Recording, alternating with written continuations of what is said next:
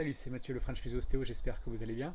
Alors, on va reprendre une série de vidéos concernant les fessiers parce que je vois beaucoup de choses passer sur les réseaux sociaux justement et c'est pas souvent bien fait malheureusement, ou en tout cas c'est toujours pareil.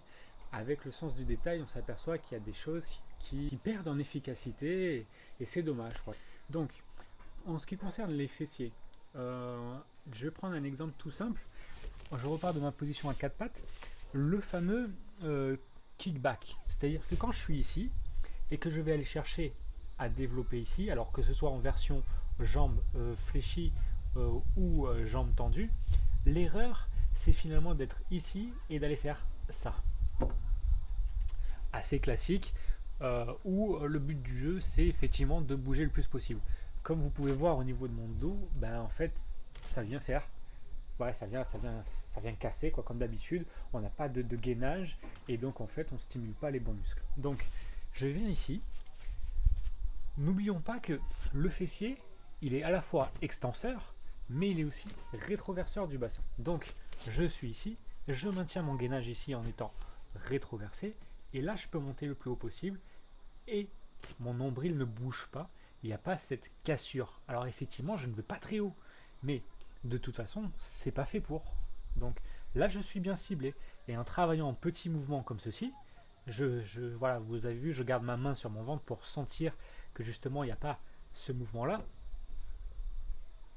Je gaine et petit mouvement à la force des fessiers. Voilà. Ça, excellent. Essayez de bien sentir ce que vous faites. Je peux vous assurer que vous aurez de meilleurs résultats. En version du coup fléchie, ici, pareil, ça va pas chercher très loin. Si je verrouille bien au niveau gainage, je suis très limité, j'ai très peu d'amplitude, mais c'est pas grave puisque mon muscle travaille très bien. Ok.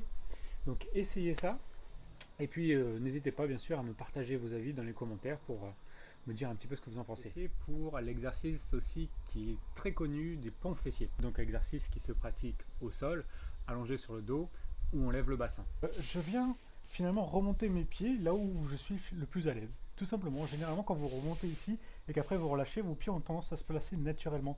Ça sert à rien d'aller chercher plus bas, d'aller chercher plus haut, peu importe, vous êtes bien placé comme ça. Donc une fois que je suis ici, mes mains en appui sur le sol, à plat, je pose la tête, toujours pareil, j'essaie d'avoir un menton actif ici pour gainer un petit peu mon cou. Je fais un double menton finalement. Et puis qu'est-ce qui se passe? Je vais monter mon bassin. Bon, je ne sais pas si vous vous rappelez ce qu'on avait dit dans la vidéo précédente, mais les fessiers, ils sont certes extenseurs, ce qui me permet de monter ici, mais ils sont aussi rétroverseurs du bassin. C'est-à-dire que si je monte là, comme je viens de le faire, je suis aligné au niveau du bas du dos, je suis neutre. Vous voyez qu'entre mon tronc, ma ligne de cuisse, je suis aligné. Le problème qu'on rencontre, c'est que vous avez tendance à faire une hyper lordose ici. Donc en fait, ça part ici, le bas du dos n'est pas plat, et donc ça part dans cette position-là, et ça finit ici. Donc le but étant, soi-disant, de monter plus haut. Mais là, on vient faire une augmentation de l'arche lombaire, et à terme, c'est pas souhaitable. Pourquoi? Parce que ça peut vous occasionner des problématiques au niveau du bas du dos, mais c'est surtout que vous ne travaillez pas les bons muscles. Alors certes, vous avez beau, tellement vous poussez fort, vous vous retrouvez à avoir une bonne sensation au niveau des fessiers, mais vous ne les travaillez pas bien comme il faut avec la rétroversion du bassin. Donc c'est dommage. Ne vous priez pas de ça. Le mouvement parfait, finalement, c'est quand je suis en haut ici, les fessiers bien contractés, et finalement, le tronc neutre en alignement avec les cuisses. Et ça ne va pas chercher plus haut. Voilà. Et si après, vous voulez bien sûr augmenter la difficulté de tout ça, on tend une jambe, et pareil, je maintiens. Après, une autre. 6 secondes, par exemple, et je tiens et je change. Comme ça qu'on travaille les fessiers. Si maintenant vous voulez dynamiser, effectivement, je reprends ma position de base, je me mets en rétroversion du bassin, puis je monte, puis je descends, je ne relâche pas ici. Je garde mon gainage, et je viens faire des petits mouvements. Tout simple. Si c'est trop facile, pareil, j'enlève encore un appui, et je descends, et je remonte. Évidemment, je reste gainé au niveau du bassin, je ne pars pas en cacahuète de tous les sens. Ok?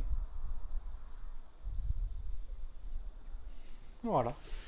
Donc, on en a fini pour cette petite série sur les fessiers. Peut-être qu'on aura l'occasion d'y revenir, mais là de toute façon il commence à faire nuit, donc j'arrête la vidéo ici. A bientôt!